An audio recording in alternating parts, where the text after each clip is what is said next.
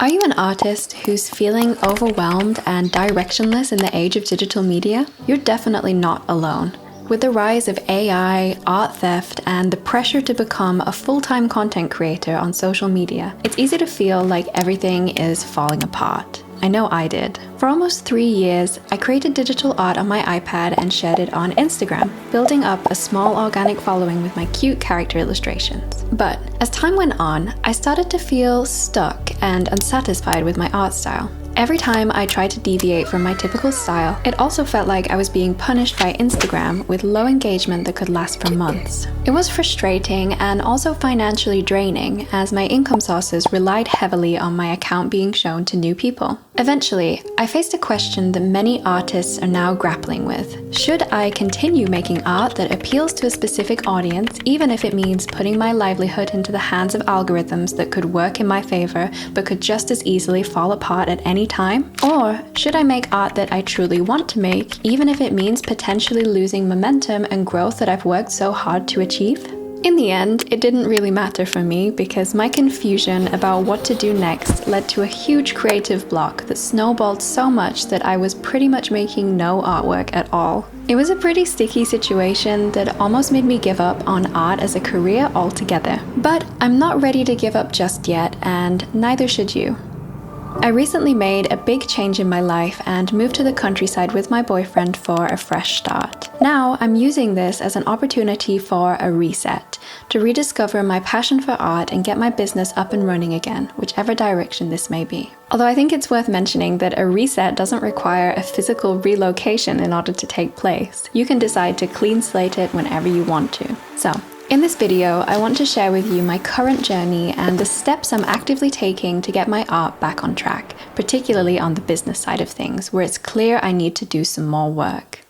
I started out by taking an online course on Domestika about how to market and sell your artwork because I realized that this is one of my weaknesses and that if I wanted to get serious, I would need some guidance. One of the things this course recommended was creating a solid mission and vision statement for your art venture. Although these are typically used by larger, more established companies, these statements help provide a clear sense of direction and purpose to individuals running smaller businesses too. Like I did, you may wonder, what exactly is the difference between a mission statement and a vision statement? A mission statement is a brief statement that outlines the business's overall purpose and contribution to society, while a vision statement defines its desired future state or long-term goal. So, upon a little bit of reflection, I figured out that there are 3 branches that I currently want to pursue within my art career. The first is making artwork to sell in the form of physical and digital products. The second is freelancing for a range of commercial projects. And the third is providing educational content and advice for other aspiring artists. From there, I devised that the mission statement for my art business is to enrich lives and inspire creativity through one-of-a-kind art pieces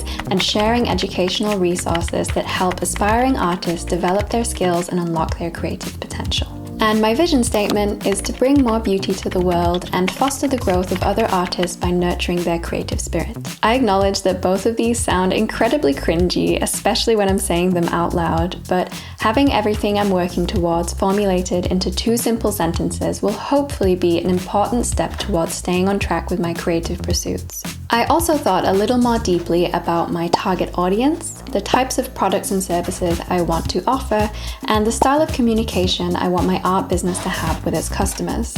I summarized all of this information into a 1-page brand identity sheet, which I will use as my North Star for guidance and refer to at any time if I feel lost or confused. The second step I'm taking is to give myself a full visual rebranding. I didn't take my personal branding very seriously before because I never considered myself to be a company or organization that necessitated a logo.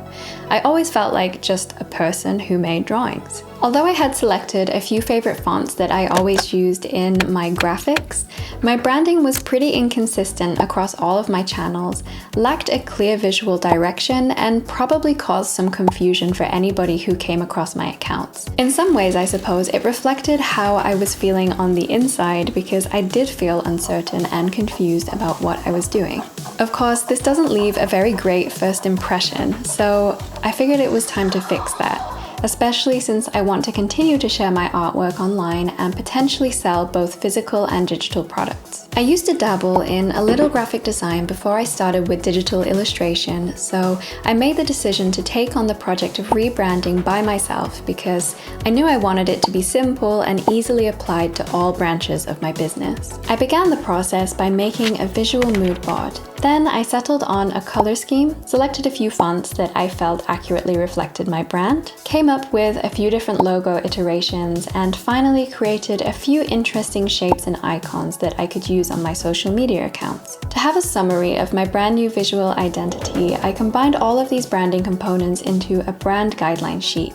And now I can start creating designs for new business cards and social media headers using these guidelines as a base, ensuring that everything is consistent throughout all facets of my art business. It isn't absolutely perfect, but it's certainly an upgrade compared to my lack of branding from before. Honestly, I'm kind of kicking myself that I didn't take this more seriously sooner. I suppose you live and you learn.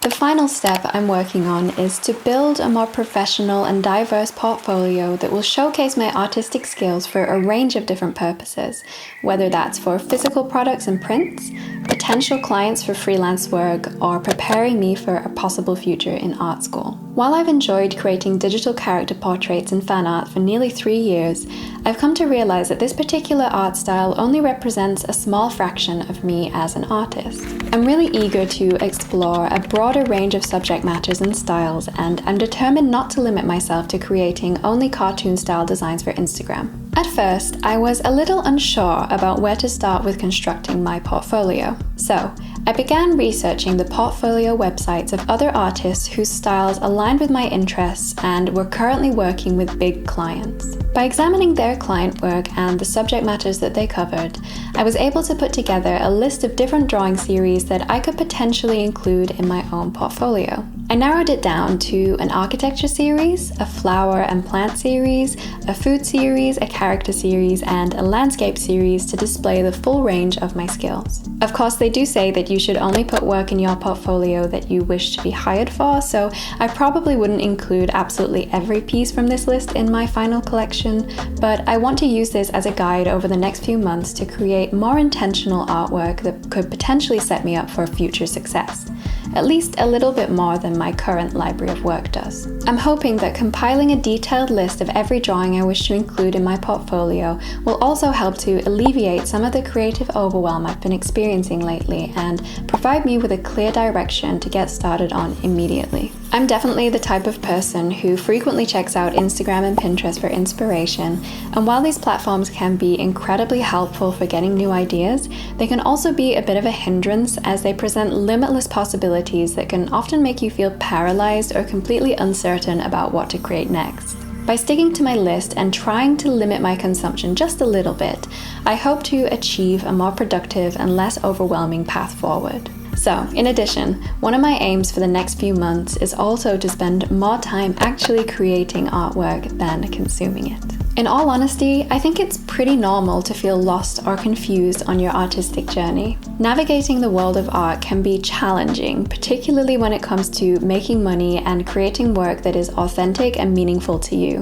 While I've tried to be kind to myself and acknowledge that there is no right or wrong way to go about it, deep down, I know that a little more sternness and self-discipline could also be beneficial, especially to avoid just wandering aimlessly for the majority of my 20s. So if you're feeling overwhelmed or unsure of where to start, take a step back and reflect on your goals and passions. Remember why you began your artistic journey in the first place and use this as motivation to move forward. Although the things I've mentioned may not solve the problems I'm currently facing, I think only time will tell if that's the case, I believe they're at least a good starting point. And if sharing my plan can help anyone else who's experiencing something similar, then that's what really matters to me. So, take care, stay safe, and keep creating. Thank you so much for watching. Bye! This could all be over. We're not okay. Shattered glass everywhere. Tears of rage. Waiting for the rain to stop and take my pain away.